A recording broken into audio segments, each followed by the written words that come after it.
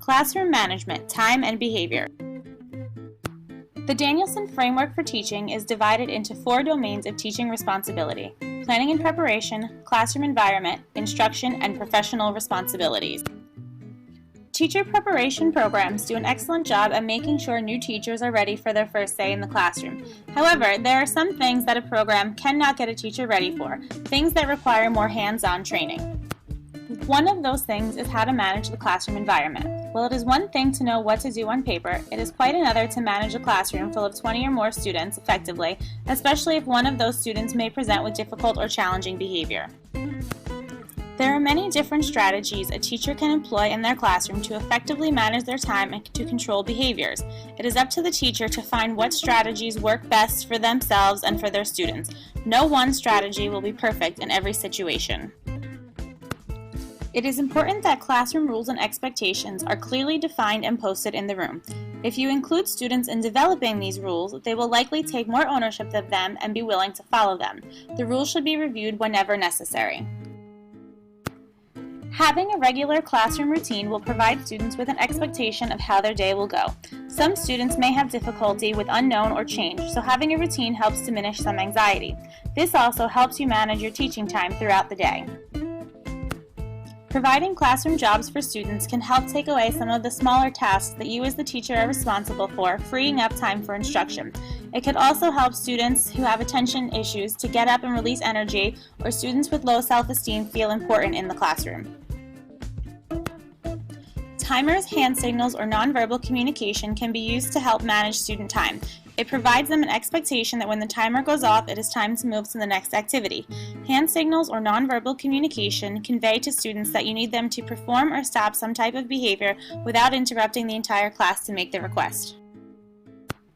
Speaking only when students are quiet and ready reminds them that they need to be paying attention to what you are about to say. Hopefully, students will cue each other that you are waiting for them to quiet down before you speak. Students may be using inappropriate ways to get your attention. Ignore these negative attempts and only respond when they appropriately ask for your attention. Be mindful that ignoring these behaviors may make them worse at first. Stick to your guns, and you should notice that the inappropriate behaviors decrease once the student realizes that this method is no longer working to get your attention.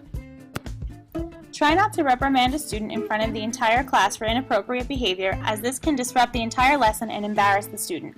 Instead, speak to them privately afterwards. It will also help you create a trusting relationship with the student that will decrease power struggles in the classroom. It is important to be able to reflect back on how you manage your classroom. What is working, what is not, and how can I change what isn't working are questions you should frequently be asking yourself. It may be helpful to have a veteran or mentor teacher provide you with guidance. They are there for you to ask questions and seek advice. If you are having difficulty with something specific, perhaps ask them to observe your class to offer some constructive criticism. Let's observe as a new teacher and her mentor have a conversation about classroom management techniques following an observation. Created using Powtoon. Over. Joy, as I was observing your class the other day, I noticed that some of your stuff went over the amount of time that needed to be.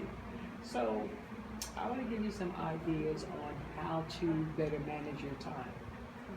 Sometimes, I don't know if you know, like the little egg beater thing. Yes.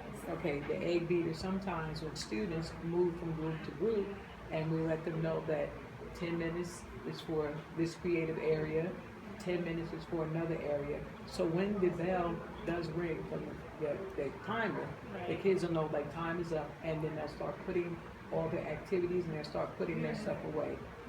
Okay. All right. That's a really good strategy too. Yes. Could you think of some other strategies if you think that would be better?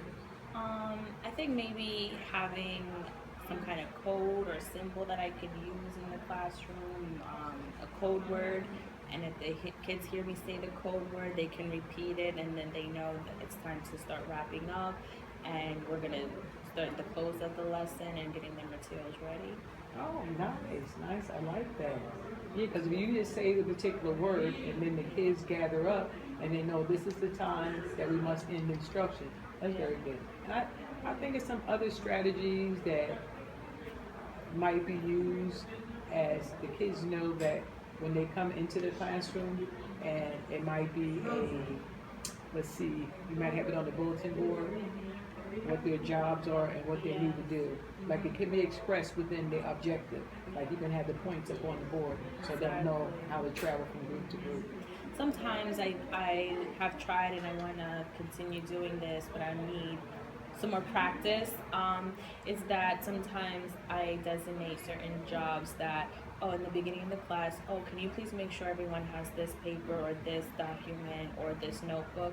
And at the end, when I'm done using the materials, and I want everything put back in their folders in place so that we can discuss the summary of the lesson, I say, can you make sure you collect this? I may assign that job to another student at the end, and they know they're supposed to wrap it up and put it in the proper place. Oh, very good. That's a good way to close a lesson.